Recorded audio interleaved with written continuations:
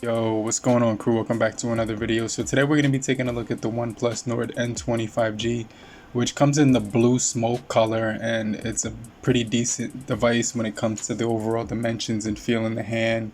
And one of the things that makes this device very good to mess around with is the build quality. One of the things that it did lack was software updates, but I'm here to talk about the latest security software update that we did get on the OnePlus Nord N20, so stay locked in, okay?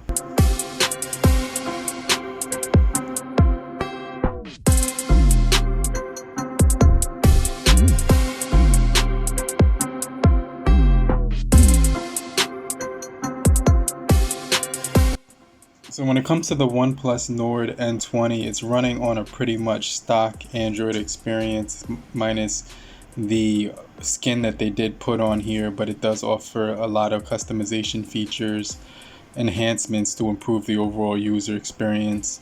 But one of the things I didn't anticipate is it being released with the Android 11 and then the 12 not being released right away. So I kind of wanted to talk about this latest update because it sets us up for the Android 12 update, which we're going to get on here. Because the Plus Nord N20 5G will not be getting anything after the Android 12, which kind of sucks. But this device does come with a nice spec list when it comes to the overall features. It comes with 6 gigabytes of RAM, 128 gigabytes of ROM, a 695G octa-core Snapdragon chip from Qualcomm, just to name a few things that I do like about this device, okay? Now, I did get the locked model from Metro by T-Mobile, which you can purchase for pretty much a really nice deal. And I was able to port over my number and get this device for less than, $150.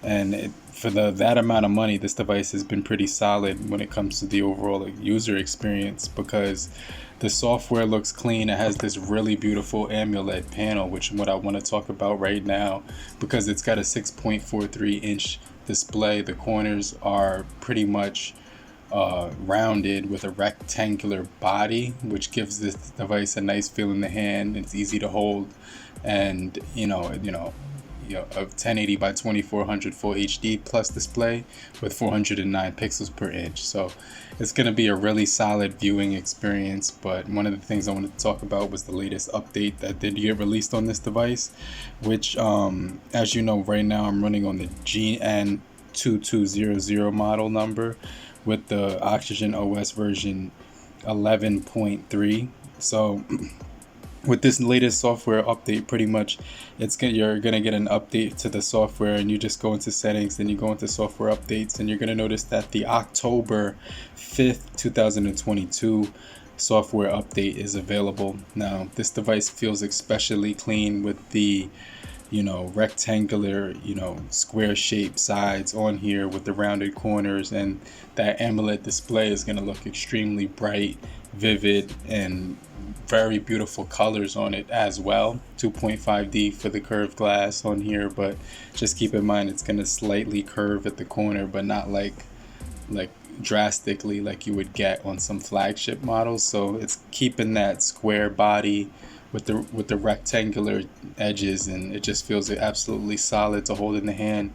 And the software has actually been improved over time, because I remember I was getting limitations when I was using the picture-in-picture mode on any app, but they actually fixed it, made it a lot smoother and cleaner, the way the animations move and the overall snappiness of the device when it comes to the notification menu and all the different pop-ups that you will get notified on when you get a message or when you close an app. Everything just seems to look and really flow very nicely, which is something that I do like about this device, because you don't get any lag and you get really smooth, fast performance when it comes to the multitasking on here. But what I really like about it is that it's offering a smooth experience with minor glitches, headaches, and hiccups. Not only is the software good, but it's also a beautiful design. And they actually did pack some pretty decent cameras on this thing too, because there are going to be some solid cameras when it comes to the steady mode in video when you're recording in 1080 30. And just keep in mind, you can't get 4K on this device, but they give you a ton of features like HDR, macro, portrait, pro mode for pictures, panorama, AI scene detector, nightscape, slow motion, time lapse, and HD photos, extra HD. So that 16 megapixel front is pretty decent as well when it comes to you know, doing Zoom calls or just taking a photo with the portrait mode on. But this device is going to offer a solid experience, just the way it feels in the hand, the way it flows from screen to screen.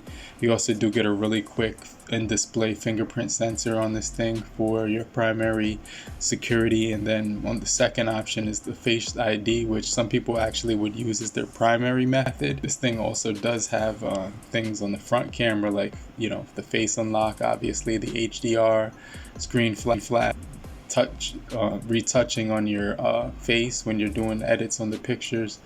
You also do get the 5 gigahertz Wi-Fi, Bluetooth 5.1, the GPS, which is gonna also be a dual band of the L1 and L5, as well as the GLONASS, the Galileo, and a GPS, which is also some technology that they did pack. So it's got everything that you would need when it comes to the sensors, because you're going to get that in-display sensor, accelerometer, a compass, a gyroscope, an ambient light proximity sensor, 3.5 headphone jack. You also do get the SD card for micro expansion, so up to like a gigabyte, right? And some really nice clicky buttons when it comes to the overall volume rockers, and side finger power button for unlocking and locking the device. And it feels like it's got a nice premium feel to it in the hand. And one of the things that I like about using this device on a normal basis is that you don't need a screen protector or a case with this device unless you're planning on dropping it, because when it comes to using this device as a daily driver, it's rugged and tough, and I honestly have dropped this thing over 4 or 5 times without it cracking. And even from a high up distance like a sink, or it did drop from a table at one point in time because I wasn't aware of how slippery it was without a case on it, but it was able to be very durable through the time that I've been using it too.